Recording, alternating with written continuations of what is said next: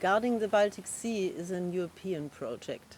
We are working with the EUNIC Cluster in Finland closely together, bringing 5 artists from 5 different countries together. And we are meeting in the middle of the Helsinki archipelago on the Vartiosaari island. Guarding the Baltic Sea means to make ecological challenges of the Baltic Sea audible and visible through artistic research and installations. One of the aims of the project is to promote the artistic exchange among the artists from different European countries. Another aim is, of course, to strengthen the dialogue between art, science and politics.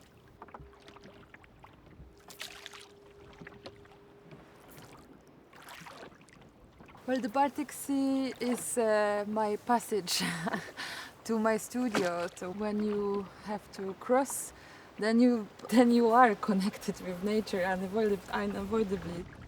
When there is a storm, you have to learn how to go with the flow of the storm. Or when it's frozen, you need to understand how to move with it. So yeah, the Baltic Sea, it's like a door or some kind of entrance or maybe a gate into entering this island, which is called Vartiosaari, which means guarding island.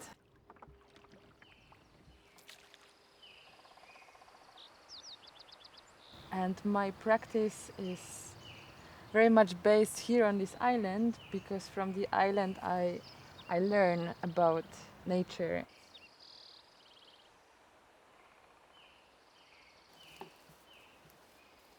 I collect clay from wherever I go and kind of connecting directly with the history and with the soul of the place, and then I use it for painting.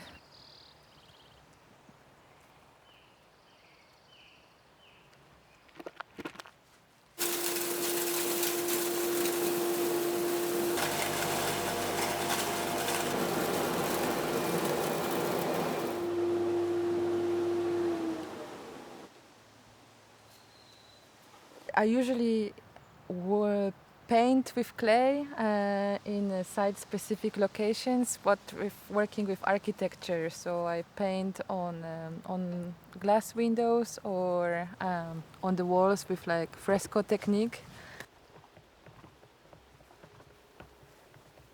Yeah, so this one is actually like one of the very first tests, and it was made with a collaboration with another artist, Dylan Arnold, and it was before like painting directly on the windows.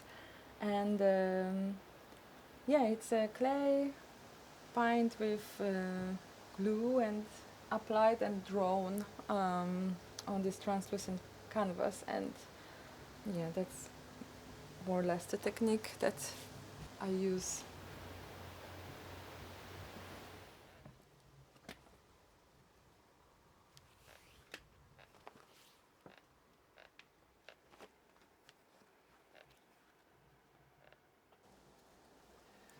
So in 2007, I was an artist in residence in Japan, and I really fell in love with the algae.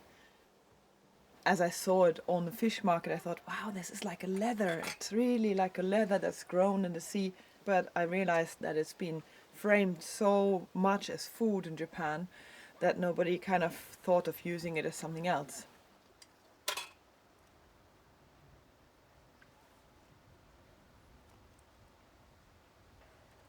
So here I'm combining it for these very light objects with rattan, because rattan itself is similar to the algae. It kind of is very soft when you make it moist, and then it dries and hardens.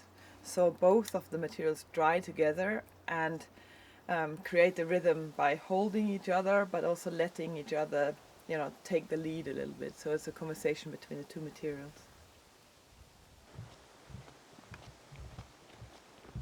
After I discovered algae as a potential material for making, I became more and more interested in the impact that our materialities and our ways of working with matter have on the environment.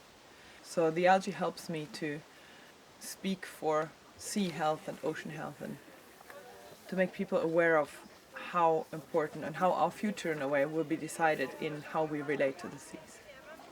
All right, so let's start. Thank you guys for helping with all the organization. So I'm super excited to bring you all together and that we just spend the time together while making to think of how we could use seaweed differently to heal the sea. I've asked Janica to introduce us to Cladophora glomerata, our main actor in a way, our main material that we will work with.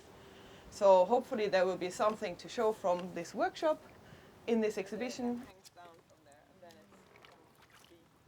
Algae is one of these few materials / organisms where using more of it is not necessarily a bad thing. We can actually grow it in a way that it benefits the ecosystem. So it can be a remedy for some of the imbalances we created. And I think that was the impetus that I thought, oh wow, I can work for you. So the algae becomes my material, my inspiration, but also somewhat the client of the project. So the wicked problems, the challenges that the Baltic Sea faces now with a lot of quite dramatic ecological changes, this really requires transdisciplinary approaches across different sectors of society, between different disciplines, but also artists have to be a central part of this. I feel that artists and creative practitioners can often even mediate between different disciplines and their kind of dialogue across language barriers. Artists can envision different kinds of futures and bring in perspectives that are otherwise not recognized in these discussions and research. Vartiosaari is an interesting place also because of its name and its location as one of these many islands that have been very crucial parts of the kind of geopolitical situation and as a kind of guarding island historically. But it's also a reminder that these ecological issues to do with the Baltic Sea are always also entangled with geopolitics and other societal questions that need to be addressed.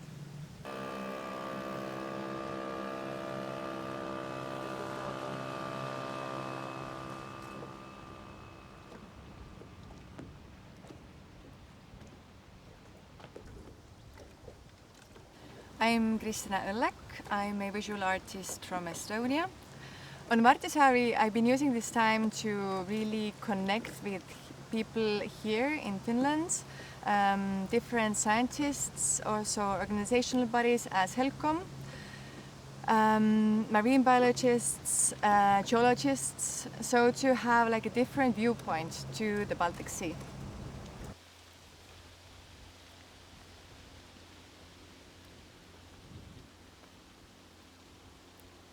What I take here with the camera is like one of the layers onto which I start to build on a work or create a installation even out of it. Although Baltic Sea has a very low salinity, it's very interesting that it's varying a lot. While I started to think on this saltiness, the salinity of the Baltic Sea, I wanted to also bring in the sea salt into my work, and I started to experiment with the sea salt growing onto the photographs, and that the photographs themselves actually become sculptures. It's a process which takes 2 months to grow, which is also, I think, very interesting as an artist, that you don't take full control of, but there are also some situations that just happen and you don't know why.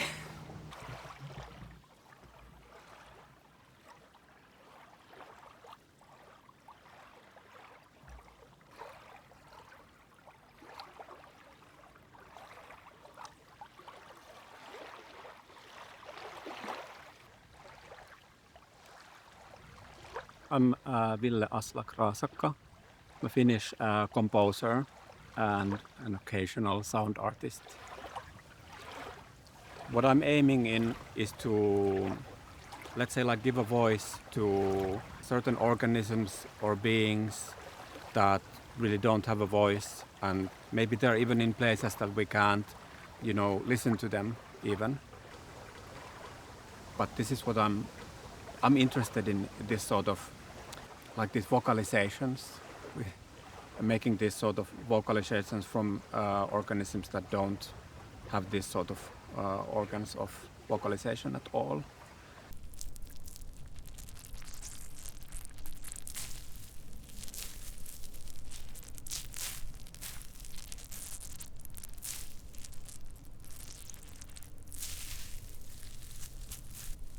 Some of it is a little bit sunken, like semi-wet,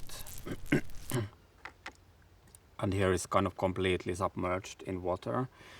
And what I'm doing is I have 4 different kinds of algae: bull kelp from New Zealand, saccharina from Japan, and bladderwrack from Lofoten, and then there's the cladoflora from here in Vartiosaari and the Baltic Sea, and I'm bringing this together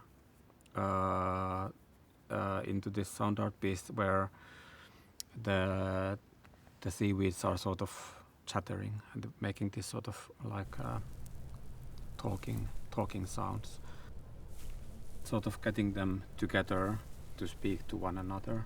That's the idea of the piece that's coming to Helsinki Design Week. Yeah.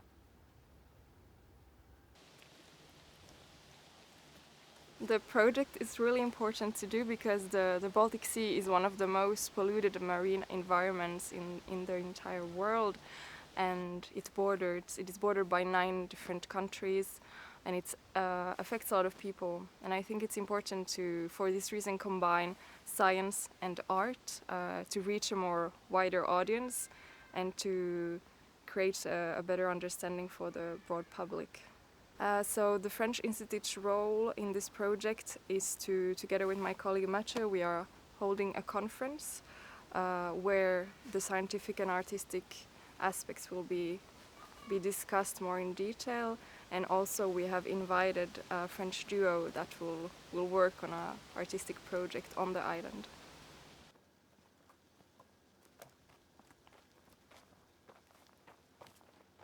So we are Lefebvre-Zitvier. We are coming from France, and we are mainly making images in an expanded practice with filmmaking, but also photography and also recording sounds also for the films and video. In our working process, we are often first investigating in the territory we inhabit. So we are starting by collecting images, documenting, to record sounds across the territory in some ways. Then it leads us to fiction. I think we are all concerned with the Baltic and the Baltic Sea body as person, but also as a European person. I think it's really important to be focused on the Baltic Sea right now, because it's a body and we have to take care about this body. D'aller sous la surface, enfin puisqu'elle vit sous la surface, mais aussi de monter et d'être transportée aussi. For this specific project, for the residency, we are focusing on the invisible part of the Baltic, focusing on species which are the algae, and prototyping a form which can kind of let us think about possible futures for the sea. And the fact that we can meet people who are interested by algae, like scientists, also encourage us to build these forms and to speculate, to imagine a story in a video where we could film this form and tell a story about these links. In the kayak we are doing sound recording with a microphone, so it's a first step to go deeper in this environment, liquid environment. I think artists and scientists have in common this way of searching and experimenting things. So I think we have a lot in common and a lot to share when we are talking together and when we are sharing process. I think it feeds us, but it also can feed the scientists. At least it is what we hope.